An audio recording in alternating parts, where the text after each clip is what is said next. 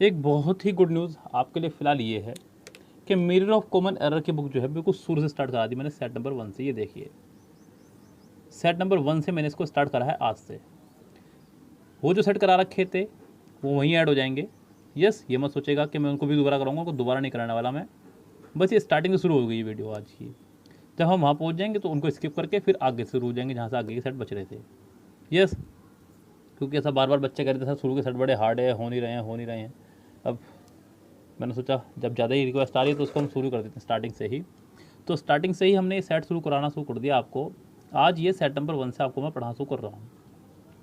पहला सेट ही है आपका BSRB क्लर्क एग्ज़ाम 1986 में आया हुआ। इसका एक बात का और ध्यान रखिएगा, 1986 से लेकर के मैं आपको 2019 तक के सेट करा दूंगा। 19 चल रहा है हमारा, 17 फिनिश हो चुका है, 16 हमारा टेलीग्राम ग्रुप पे स्टार्ट हो जाएगा, 13 कंप्लीट हो चुका है। तो ये सोचिए आप जरा कितना मटेरियल आपने कर लिया। 33 ईयर्स का मटेरियल आपके पास है इस टाइम। 33 मेरे ख्याल ज़्यादा हो जाएगा शायद, 35 ईयर्स का। अगर आप इतना मटेरियल कर लें तो समझ लीजिए खुद इंद्रदेव जी भी आपका सिलेक्शन नहीं रोक सकते। ध्यान रखना बच्चों, ये SSC वाले तो क्या बड़ी बात है इनकी। सिलेक्शन आपका नहीं रोक सकता कोई भी बच्चा, कोई भी ऑडिटर, कोई भी व्यक्ति, मतलब आपका सिलेक्शन रोक ही नहीं सकता। जो भी सिलेक्शन रोकने के बीच में आते हैं, ध्यान रखना आप दुनिया का कोई भी एग्ज़ाम बेझिझक क्लियर करेंगे इंग्लिश का, ये मैं आपको दवा बोल रहा हूँ लिख करके। 35 ईयर्स के सेट्स करना बहुत बड़ी बात होती है। आप नॉर्मली घर बैठ के पढ़ेंगे तो आप 10 साल के सेट भी नहीं कर सकते अपना आप खुद से। आपको मैं यहाँ 35 साल के सेट करवा रहा हूँ, ये देखिए आप। यस, 35 ईयर्स के। तो इससे बेस्ट मुझे नहीं लगता आपको पूरे यूट्यूब पे कहीं भी मिलेगा। दूसरी बात, हमारे यूट्यूब पर एक खास बात और भी आपको मिल रही है, वो मिल रही है कि हम लोग कंटिन्यूटी के साथ वीडियो डला रहे हैं। आप अगर सेट 1 से स्टार्ट कर रहे हैं तो सेट 2 की वीडियो आपको मिलेगी, सेट 3 की वीडियो मिलेगी, 4 की मिलेगी। औरों की तरह ऐसा नहीं है कि हमने एक सेट डाला और उसके बाद हम लोग थक गए हों। हमारा इसमें प्रॉफिट हो रहा है या नहीं हो रहा है, लेकिन आपका नुकसान नहीं होने दे रहे हम लोग बिल्कुल भी। अब आप लोग समझ रहे हैं, कुछ बच्चे नहीं समझ रहे हैं इस बात को। यस, लेकिन फ़िलहाल चलिए कोई बात नहीं, हम लोग आज का सेट शुरू करते हैं। बहुत प्यारा सेट है। एक बात का और ध्यान रखिएगा, मैं सेट कराने से पहले आपको बता दूँ, थोड़ा सोचने दे दूँ। कभी भी आप सेट करते वक्त ये मत सोचा करें कि सेट उस एग्ज़ाम में आया हुआ है तो ये हमारे एग्ज़ाम में नहीं आएगा, या फिर ये बैंक का है तो SSC में नहीं आएगा। ऐसा कुछ भी नहीं है भैया। एरर का अपना एक क्राइटेरिया होता है, कहीं से भी कोई सी भी एरर उठाई जा सकती है, कभी भी ध्यान रखना आप लोग। आप ये मत सोचना कि ये तो उस एग्ज़ाम से है या इस एग्ज़ाम से। किसी भी एग्ज़ाम की एरर किसी भी एग्ज़ाम में दी जा सकती है, क्योंकि ग्रामर, इंग्लिश जो एक भाषा है, सब्जेक्ट नहीं है। सब्जेक्ट के होते हैं कोई लिमिटेशन कि ये चैप्टर आपका SSC में है और ये चैप्टर आपका बैंक में है, ये चैप्टर आपके ग्रुप डी में आएंगे, ये चैप्टर आपके इसमें आएंगे। कुछ लिमिटेशन होती हैं सब्जेक्ट पर, लेकिन लैंग्वेज पे कोई भी लिमिटेशन नहीं होती है। यही आपका लैंग्वेज जो आप कर रहे हैं, यहीं से आप IAS की तैयारी भी कर सकते हैं और यहीं से आप SSC की भी तैयारी कर सकते हैं, यहीं से आप बैंक की भी तैयारी कर सकते हैं।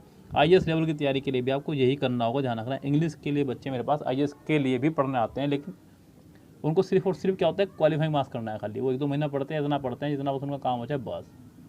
यस, ऐसा नहीं कि मैं उनको IAS की तैयारी करा रहा हूँ, मैं IAS के लेवल की तैयारी नहीं करा रहा, मैं सिर्फ उनको इंग्लिश करा रहा हूँ बस, उनका क्वालिफाइंग। क्योंकि लेवल सबका सेम है।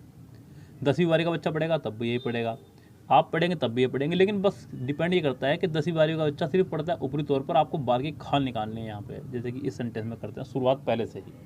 कह रहा है कि make heist least you should not miss the train. यहाँ बहुत ही प्यारा स्ट्रक्चर उसने दिया सेंटेंस का एक। साथ ही साथ मैं आपको बता दूं कि मैंने जो है अपना खुद का भी एक प्रैक्टिस सेट बनाया हुआ है 30 ईयर्स का।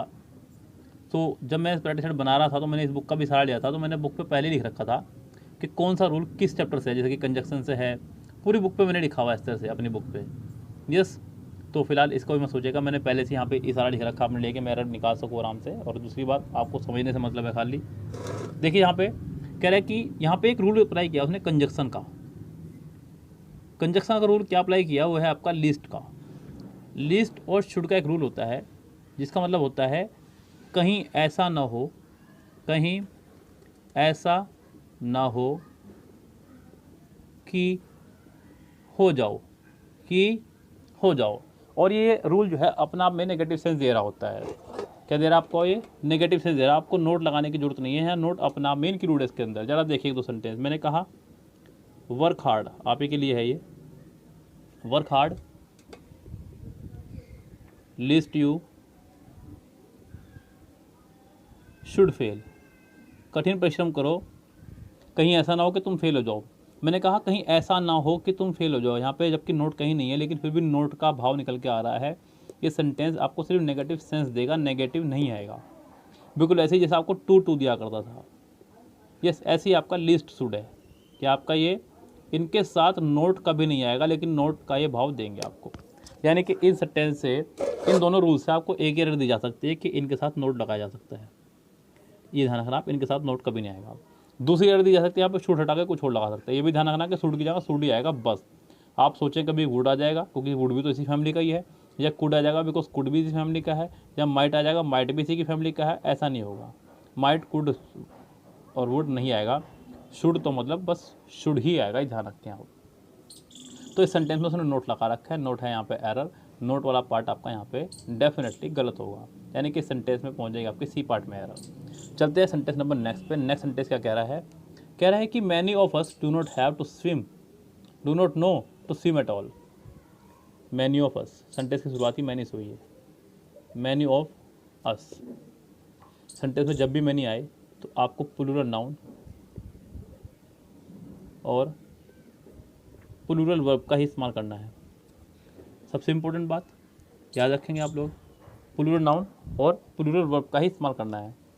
यहाँ पर हुआ भी है, many of us, do not, plural noun ही तो है ये और प्लूरल वर्ब है आपकी ये, तो कोई दिक्कत नहीं। यहाँ पे इस रूल में तो मुझे कोई प्रॉब्लम नहीं है फिलहाल, यानी कि जो मुझे चाहिए था वो यहाँ पर है।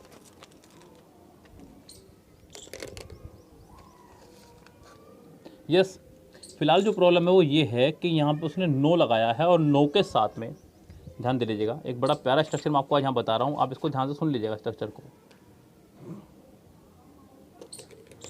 अगर नो के बाद आपका लगा हो व्हाट, हाउ, व्हेन और वेयर, नो के बाद अगर आपको लगा हो ये सब चीज़ें या फिर ना लगा हो तो ये पक्का आएंगे, ध्यान रखना।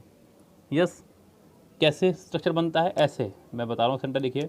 मैंने कहा मुझे खाना बनाना आता है, मुझे खाना बनाना आता है। अब इस सेंटेंस को बनाइए, आप कैसे बनाएंगे? जो बना सकते हो, जो बच्चे ग्रामर के धुरंधर बच्चे हैं, बनाइए। मुझे खाना बनाना आता है, मुझे खाना बनाना आता है, मुझे खाना बनाना आता है। कोई स्ट्रक्चर दिमाग में आ रहा है आपके? आई नो, मुझे आता है, आई नो, मुझे आता है क्या? आई नो, मुझे पता है भाई। आपने मुझसे कहा कि सर मुझे पता है, मैंने पूछा क्या?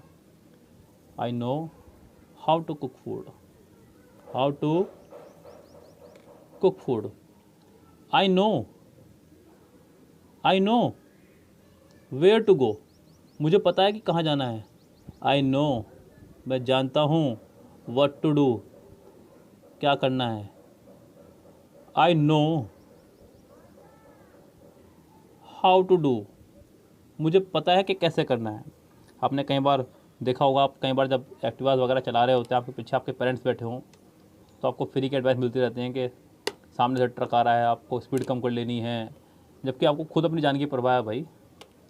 यस, उनको लेकिन लगता है कि आप छोटे हैं, बस सलाह देनी है उनको। जब भी कोई बड़ा बैठता है तो सलाह देगा पीछे वाले को। यस, मुझे भी अगर मेरे सामने कोई व्यक्ति अगर इंग्लिश में हल्का सा भी गलत बोल जाए तो मैं तुरंत टोक देता हूँ कि आपने ये सेंटेंस यहाँ गलत बोल दिया है, आदत बन गई है। तो इस तरह से I know how to cook food, I know where to go, I know what to do, I know how to do.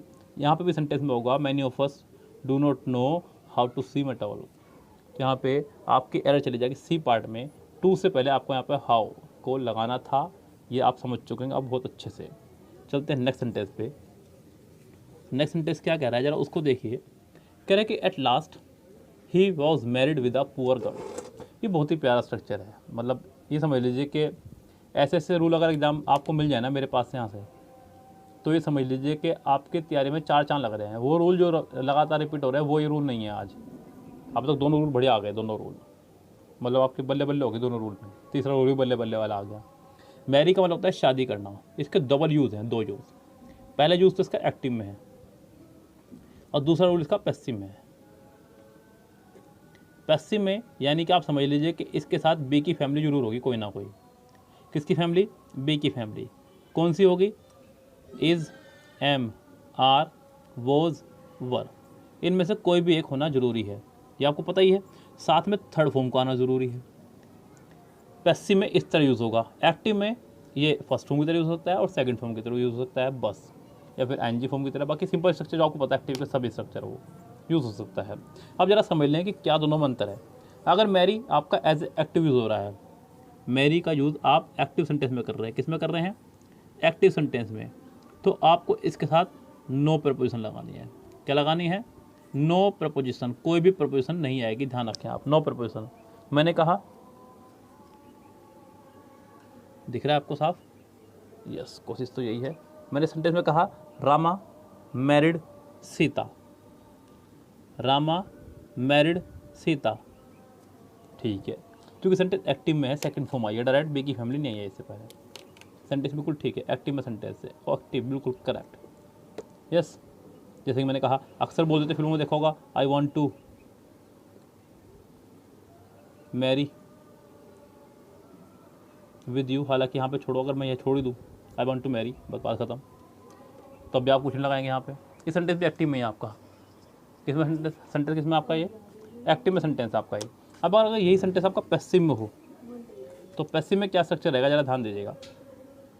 अगर मैरी, क्योंकि पैसिव पर तो थर्ड फॉर्म आएगी, ये तो कन्फर्म है, पैसिव कहलाता है तभी जब थर्ड फॉर्म आए, और साथ में बी की फैमिली होगी, क्या होगी, साथ में बी की फैमिली होगी। अब यहाँ से एक बहुत प्यारी बात याद रख लेना, अपने अपने कानों को थोड़ा सा और नज़दीक लिया है मेरे मोबाइल के, आप अपने मोबाइल के सॉरी, और फिर सुने मेरी बात को पूरी।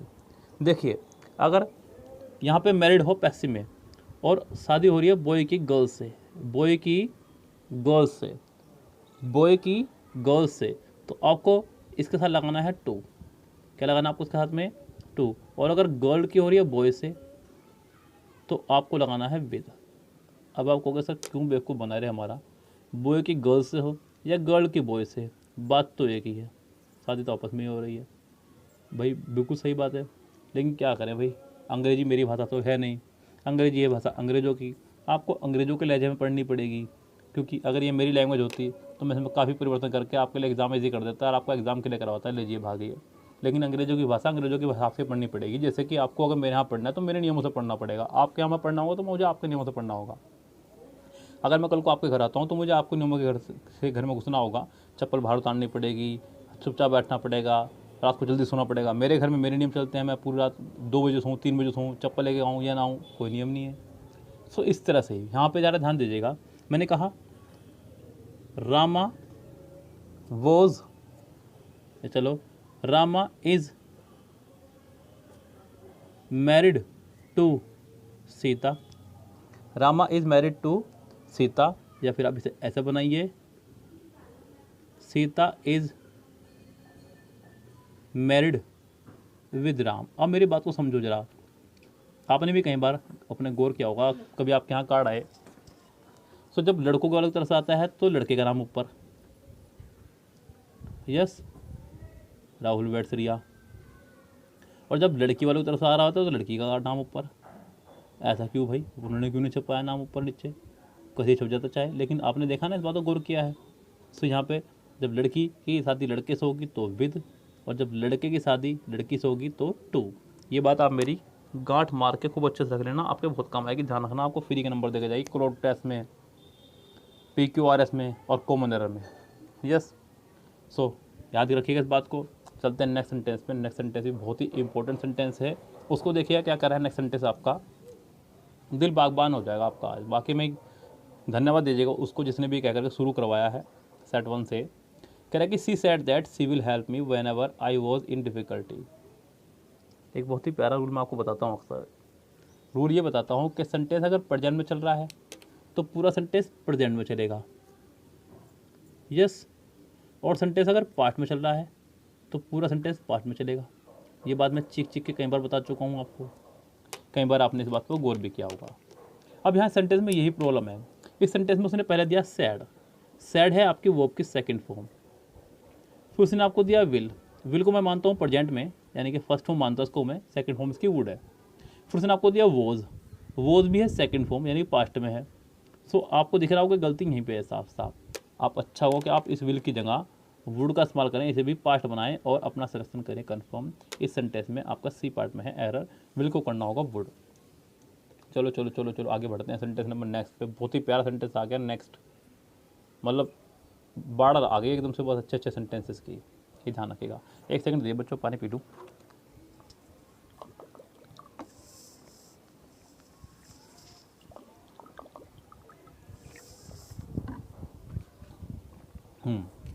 देखिए कह रहा है कि being a fine day, being a fine day we went out dash, जो भी है आगे सेंटेंस दिख रहा है आपको।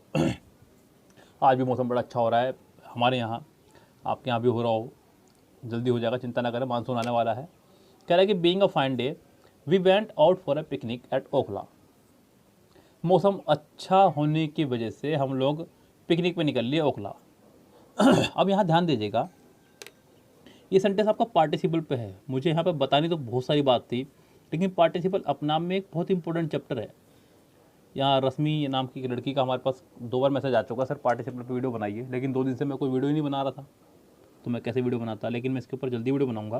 लेकिन फिलहाल आप मेरी बात को समझना एक सेंटेंस के माध्यम से। मैंने कहा हैविंग, समझना ध्यान से, having finished her work, having finished her work she went to Nehru market. ये इन शॉर्ट में लिख दिया मैंने, नेहरू मार्केट हमारे यहाँ की फेमस मार्केट है भाई। आप चाहें तो हैविंग के ऊपर एक अलग से वीडियो पढ़िए मेरी यूट्यूब पर, आप डाल देना हैविंग बाय सौरभजन सर, आपको अलग से वीडियो मिल जाएगी। Having finished her work she went to Nehru market. जरा गौर कीजिए कि यहाँ पे इन दोनों काम को करने वाला कौन है। अपना काम खत्म करने के बाद वह नेहरू मार्केट गई, तो काम भी इसने खत्म किया और नेहरू मार्केट भी यही गई, यानी कि ये काम भी इसने किया है और ये काम भी इसने किया है। जब दोनों काम को करने वाला एक ही व्यक्ति हो, एक ही सब्जेक्ट हो, तो आपको सिर्फ सब्जेक्ट एक बार लगाना है। लेकिन जब दोनों काम को करने वाले 2 लोग अलग अलग हो, जैसे कि यहाँ पे मौसम को फाइन मैंने नहीं किया है, हमने तो प्लान सिर्फ पिकनिक पे जाने का बनाया है बस, ये काम हमारे द्वारा नहीं हुआ है, ये काम हुआ है प्राकृतिक। तो जब दोनों काम को करने वाले 2 अलग अलग व्यक्ति होंगे, तो आपको दोनों के साथ लगाना होगा सब्जेक्ट। यहाँ पर आएगा आपका it being a rainy day, it being a fine day we went out for a picnic at Okhla. जैसे कि यहाँ पे भी मैं बता दूँ आपको सेंटेंस, मैंने कहा having one in an idle, having one in an idle my friend invited me to dinner. अब जरा यहाँ पे भी गौर करें, तो यहाँ पे 2 लोगों के द्वारा काम हुआ है कि इंडियन आइडल तो जीत के आया हूँ मैं, और इनवाइट किया मुझे मेरे मित्रों ने। ये काम तो कर रहे हैं मेरे फ्रेंड्स, और ये काम कर रहा हूँ मैं, 2 लोगों ने काम किया। तो यहाँ पे शुरू में एक सब्जेक्ट आएगा, ध्यान रखें आप। बाकी मैं आपको पार्टिसिपल का वीडियो अलग से बना कर दूंगा, आपको बहुत अच्छे समझ में आएगा। यहाँ पे इसके ए पार्ट में मिस्टेक हो जाएगी। फिलहाल तो आगे बढ़ते हैं सेंटेंस नंबर नेक्स्ट पे। सेंटेंस नंबर 6 है, ये तो खैर बहुत टुच्चा रूल है, पहले भी मैंने आपको कई बार बताया है, ये आपके लिए इतना प्रभावकारी रूल नहीं लगेगा, लेकिन अच्छा है, फिर भी देख लीजिएगा। कह रहा है कि many a man have been working under me. Sentence में मैनी के बाद हमेशा आता है आपका प्लूरल नाउन और प्लूरल वर्ब। सिंपल, पूरी दुनिया को पता है ये बात। मैनी के बाद प्लूरल नाउन प्लूरल वर्ब, लेकिन अगर मैनी के बाद लगा हो आर्टिकल, क्या लगा हो आर्टिकल ए या एन, तो सिंगुलर नाउन सिंगुलर वर्ब का इस्तेमाल करते हैं, ध्यान रखना। मैनी के बाद अगर लगा हो आर्टिकल तब इस्तेमाल करते हैं सिंगुलर नाउन और सिंगुलर वर्ब का। यहाँ पे यही बात हो रही है, मैनी के बाद लगा यहाँ पे आर्टिकल, मैनी या मैन, तो अच्छा होगा अब यहाँ पे हैव की जगह हैज़ का इस्तेमाल करें, तो सेंटेंस आपका करेक्ट हो जाएगा, ये ध्यान रखें। तो इस सेंटेंस में आपकी हो जाएगी बी पार्ट में एरर फिलहाल। यस, चलते हैं नेक्स्ट सेंटेंस पे। नेक्स्ट सेंटेंस क्या कह रहा है भाई, ध्यान से समझिएगा उसको। कह रहे कि your flat is superior than that of mine in all respects. तुम्हारा फ्लैट जो है मेरे फ्लैट से हर क्षेत्र में अच्छा है, ये कहना चाह रहा है। अब आपको मैंने बताया हुआ है कि कुछ बुक्स वाले, कुछ टीचर्स आपको ये बताएंगे कि जिन डिग्री के अंत में, जिन कंपैरेटिव डिग्री के अंत में, वो ये बोलते हैं, बुक भी यही बोलती है कि जिन कंपैरेटिव डिग्री के अंत में IUR लगा हो, क्या लगा हो IUR लगा हो, उनके साथ आप देन लगा के टू लगाते हैं। लेकिन मेरी एक बात ध्यान सुन लीजिएगा मेरे प्यारे बच्चों, ये कंपैरेटिव डिग्री है ही नहीं। अगर ये कंपैरेटिव डिग्री है तो आप मुझे उन टीचर्स से, उन बुक वालों से इसका सुपरलेटिव और पॉजिटिव बताइएगा, पूछ करके क्या होगा, नहीं बता पाएंगे। है ही नहीं ये कंपैरेटिव, ये आपकी सिंपल डिग्री है, एब्सोल्यूट डिग्री ये आपके ऐसी यूज़ होगी, बस आप ध्यान रख लें जिनके आखिर में आई ओ आर होगा उसका टू लगाएंगे। Superior, junior, inferior, prior, interior, posterior, yes anterior. मतलब मैंने आपको बहुत सारे वर्ड बता दिया, आप तो यार हद ही कर दी। बस मैंने 2 दिन की कमी पूरी कर दी आपकी। आज आप मुझे कुछ ना कहिएगा बस प्लीज़। यहाँ पे इनके साथ आपको लगाना है सबके साथ में टू, लेकिन उसने क्या लगाया है देन। बी पार्ट में आप देन की जगह टू का इस्तेमाल करेंगे, सेंटेंस आपका ऑटोमेटिक हो जाएगा करेक्ट। सो इसके बी पार्ट में है एरर फिलहाल। नेक्स्ट सेंटेंस देखिए, बहुत ही सुंदर सेंटेंस कह रहा है कि I told him the story in details to make him understand it fully. Idiomatic sentence है, देखो लिखा हुआ आपके सामने। मैंने इडियोमेटिक सेंटेंस का एक अलग से पटिशन बनाया हुआ है, किस दिन वो जरूर कराऊंगा आपको मैं। उससे क्या होगा कि जितने भी इडियोमेटिक सेंटेंस एग्जाम में आए हुए हैं वो सारे एक साथ हो जाएंगे आपके। मैंने वैसे तो पूरी बुक का इसका पटिशन अलग से बनाया हुआ है, लेकिन इडियोमेटिक सेंटेंस जितने भी हैं आपके 60-70 के आसपास ऐसे सारे एक साथ कंफर्म हो जाएंगे आपके। बल्ले बल्ले हो जाएंगे आपके, मजा आ जाएंगे बढ़िया वाले। यस, फिलहाल इस सेंटेंस में चलते हैं। क्या कह रहा है, कह रहा है कि I told him the story in details. ये जो उसने लगाया इन डिटेल्स, ये आपका एक इडियम है संक्षेप में, तो इसके साथ कभी भी ऐसे ऐस नहीं आएगा, ध्यान रखें आप। इन डिटेल हो गया, इन कन्फ्यूज़न हो गया। यस, ये आपको कुछ इडियम बता रहा हूँ मैं आपको 2-4। इन ट्रबल हो गया, एक जैसे ही है सारे ये। इन ट्रबल हो गया, इन डेंजर हो गया,